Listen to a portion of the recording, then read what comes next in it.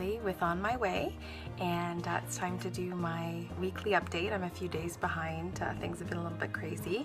I'm really excited. I've got some really exciting news. I have lost 50 pounds.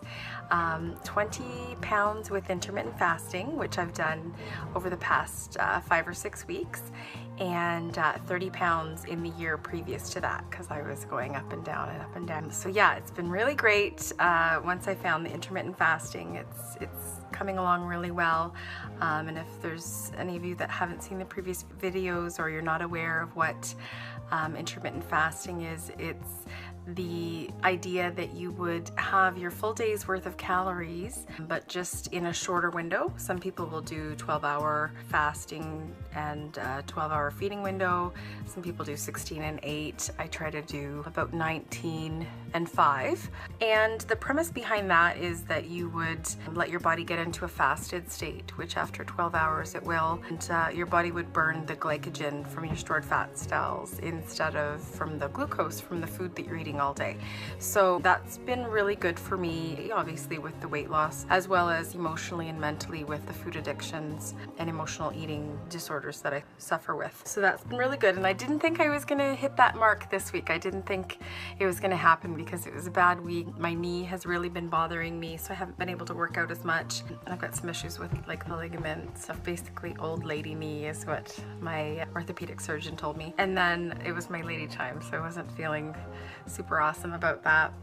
The scales have been showing higher, like I'd gained all week. And typically that would send me into, you know, feeling just awful and wanting to give up and that I'd failed, and just I would quit for a while and gain some more weight and then finally get back on track. But lately I've been able to still just hold on to the idea that it's going to be okay and it's going to work itself out, and I just kept going and pounded the water and tried to clean up my eating a little bit. I'd kind of let the cheats and treats aspect of if it fits your macros kind of take over a little bit. So I cleaned up the eating a bit and was able to have it turn around and reach that 50-pound mark. So my goal is I've got about another 65 pounds to lose. My starting weight was 275. I'll insert a picture so you'll be able to see what I looked like at that point. Then you might remember from the previous videos that I was able to, in the spring of 2011, get down to about 160. This is what I looked like at that point. Quickly after that, I got pregnant with my second child and gained it all back, just thinking, oh, I'll lose it again, it'll be fine, but have been struggling ever since to get that off. So I've been really happy with intermittent fasting and the success that I've been able to have thus far. I've even been able to go through, I have all these bins and containers full of different sized clothing from all the different sizes that I've been over the years, and I've got them organized into, you know, what's the size I'm gonna be able to fit into next. So I brought out the next bin and was able to try on some smaller clothes and just feel better about you know, those non-scale victories, and that things are changing and happening for me. So it's been really good, and it's a good motivational tool to keep me on track, to see that there is progress, that I, you know, can have these clothes that I haven't worn in years and years and years.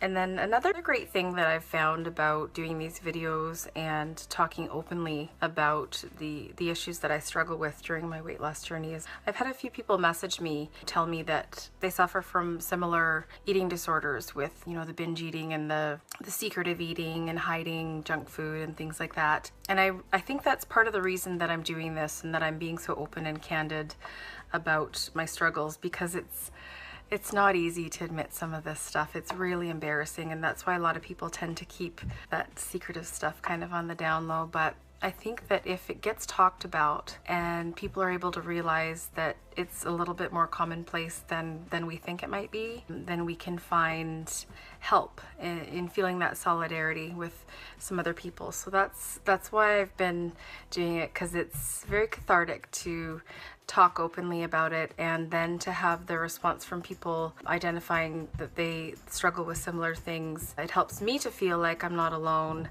and that I can keep trying and can keep going.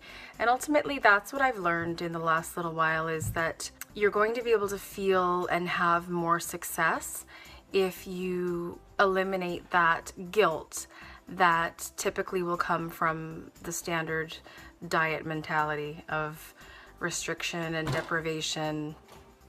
Hi, Casey. And just ends up to leading to feel like you have to crack and you have to give in. I've found that it's been a lot better doing it this way. It's helped with the emotional eating and the struggles that I've had.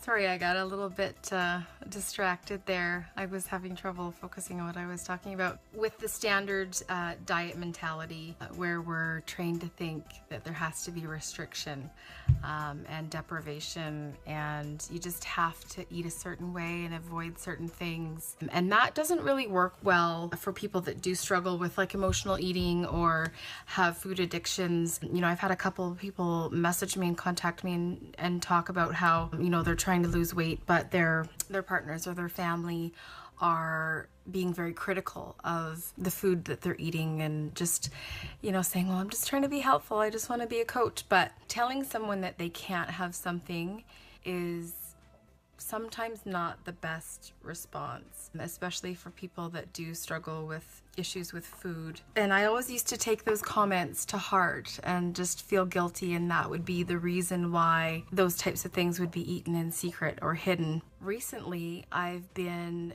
of the mindset, you know, when I hear that, well, you shouldn't have that, you can't have that, I'm thinking, until when?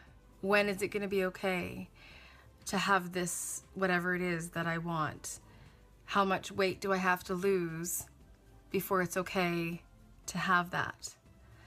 Because really, you know, that's what people do. They deprive themselves while they're dieting for a certain amount of time until they feel they've been successful or they're happy, and then they have it, and then things revert.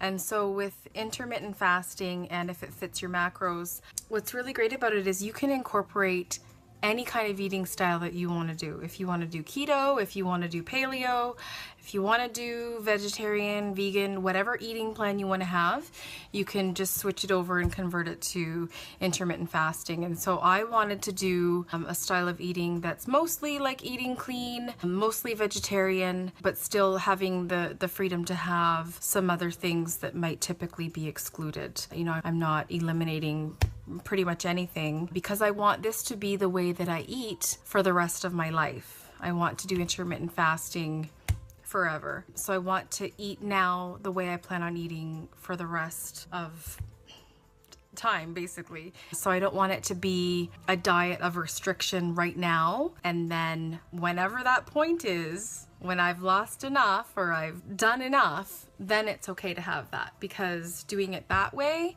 I've found in the past, has led to freaking out and binging. And so I've really been happy with intermittent fasting. It's worked out really well for me, both physiologically and emotionally.